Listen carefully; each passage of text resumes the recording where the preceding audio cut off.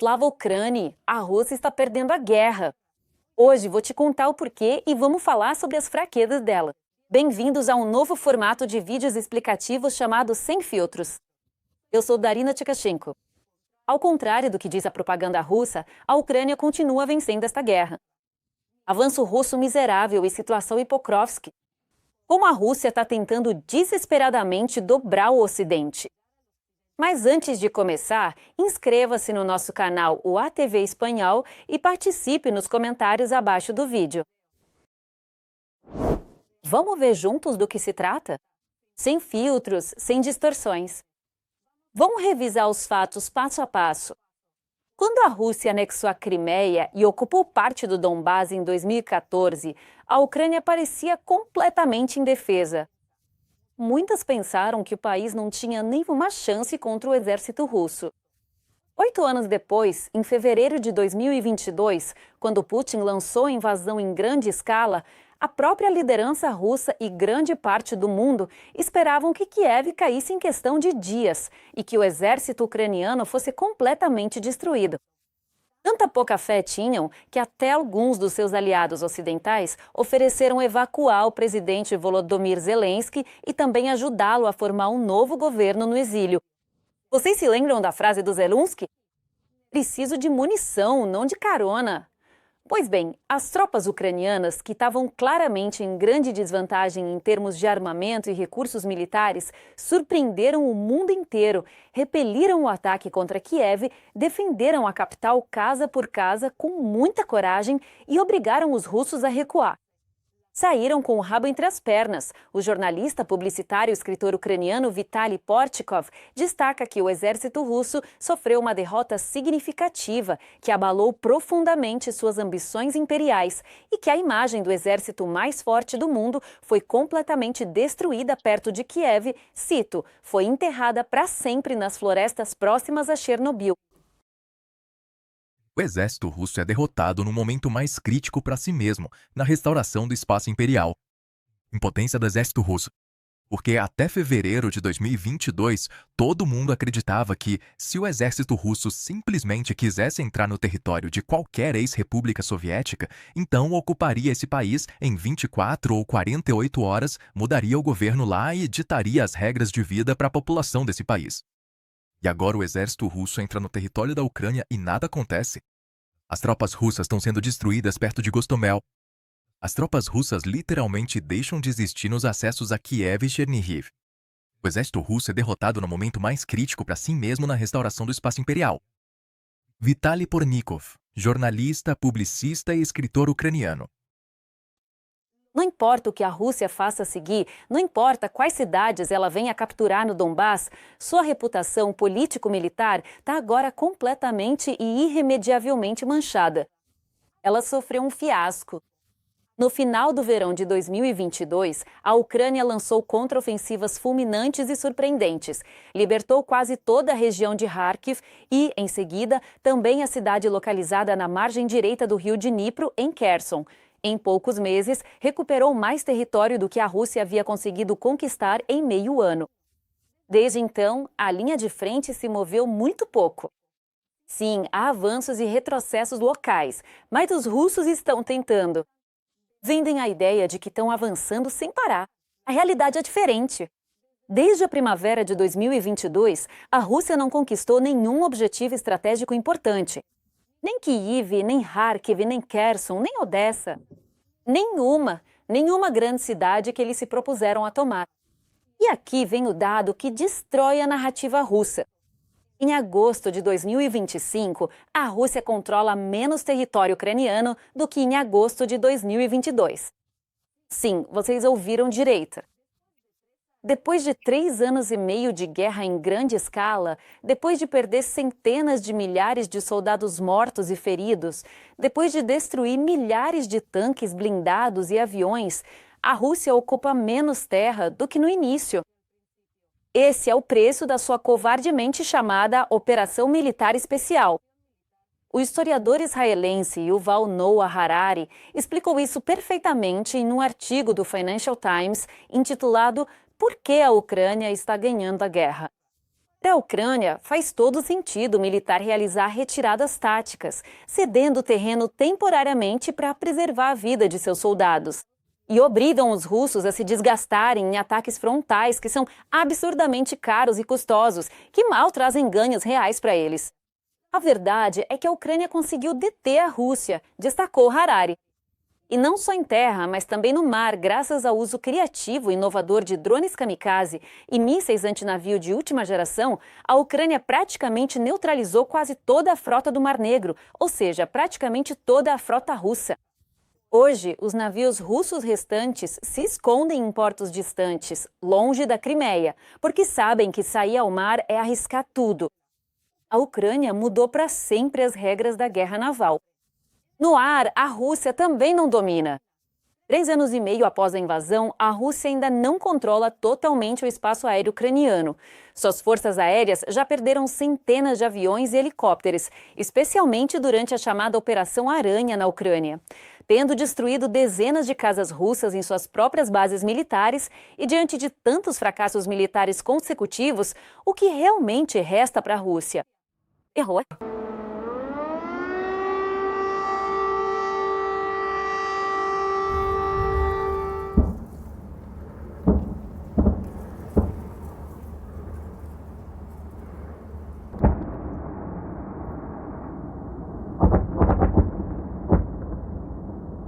Bombardeios em massa contra cidades, hospitais, escolas, redes elétricas, mísseis e drones intensos contra civis. Essa é a única coisa que eles intensificaram. A guerra deles é mais contra civis do que no campo de batalha. Prestem atenção em tudo isso. A Ucrânia conseguiu sem qualquer intervenção militar direta de tropas estrangeiras. Além disso, durante os primeiros meses e ainda hoje, os países da OTAN impuseram todo tipo de restrições. Não enviavam tanques modernos, por exemplo, não mandavam aviões, não permitiam o uso de certas armas contra o território russo. Com esse armamento limitado e essas condições, a Ucrânia venceu em Kiev, Kharkiv e Kherson. Yuval Noah Harari tem isso claríssimo.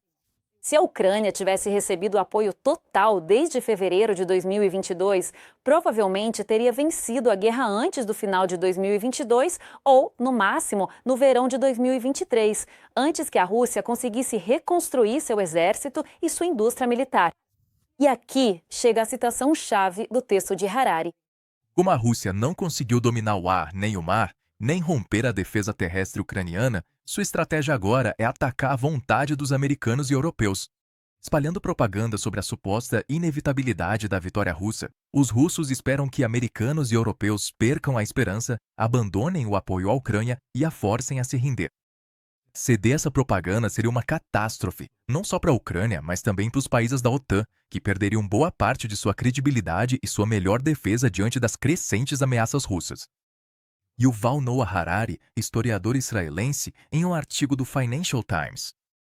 Harari também diz que, em 2025, o elo mais fraco da defesa da Ucrânia continua sendo a mente de seus amigos ocidentais.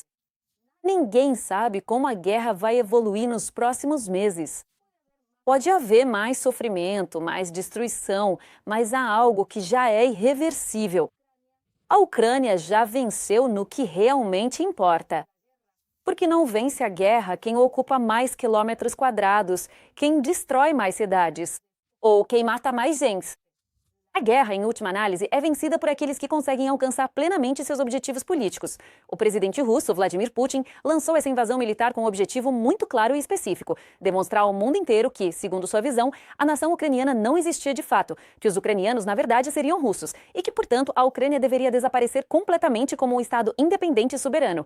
3 anos e meio depois do início desse conflito, o mundo inteiro pôde ver exatamente o oposto do que Putin pretendia demonstrar.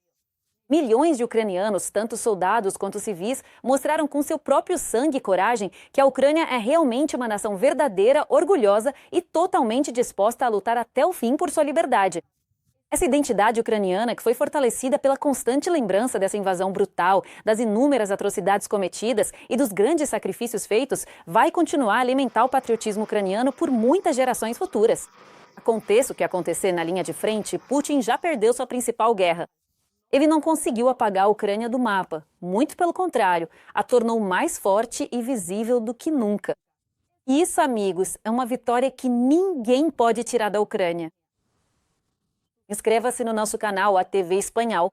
Você pode nos encontrar no Facebook e no YouTube. Amigos, a propaganda russa vem gritando há muitos meses que Pokrovsk está prestes a cair, que já a cercaram completamente, mas em 12 de novembro, o comandante-em-chefe ucraniano, Oleksandr Syrskyi, deixou isso tudo bem claro para todos. Não se fala em controle russo sobre a cidade de Pokrovsk, nem em uma entidade cooperativa do Grupo de Forças de Defesa da Ucrânia. A luta continua. Oleksandr Syrskyi, comandante-em-chefe das Forças Armadas da Ucrânia, ao relatar sua viagem à região de Pokrovsk. Não há controle russo, nem qualquer tipo de cooperação, apenas combates constantes e intensos nos arredores e também na área urbana, com pequenos grupos de assalto especializados aproveitando-se da densa neblina para se infiltrar sorrateiramente sem serem vistos por drones. Syrskyi confirmou que Pokrovsk continua sendo o principal foco do inimigo, mas nos últimos 7 dias, a Ucrânia limpou 7,4 km² de grupos de sabotagem russos na região. Eles protegem rotas logísticas, evacuam feridos e frustram cada tentativa de avanço.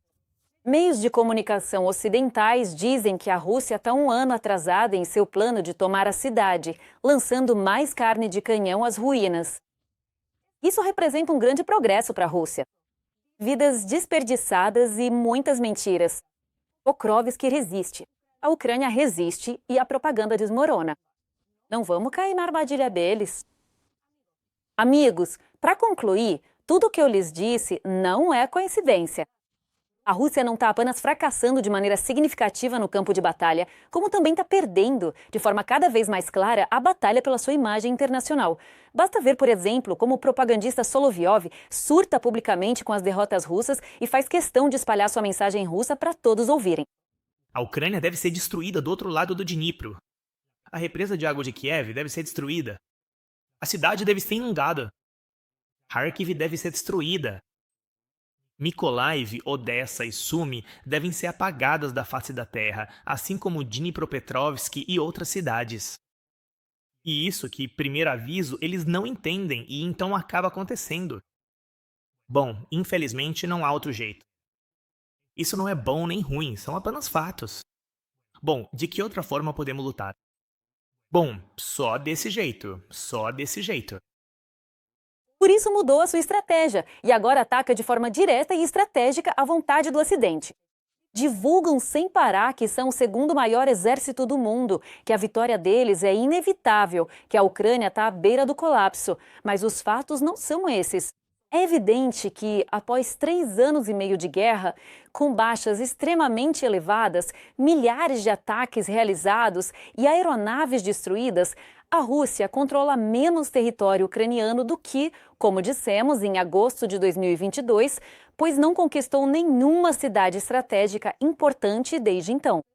Esse suposto segundo maior exército do mundo é pura cortina de fumaça, uma propaganda para nos assustar, para nos dividir. E para reforçar isso, eles combinam mentiras com ações reais.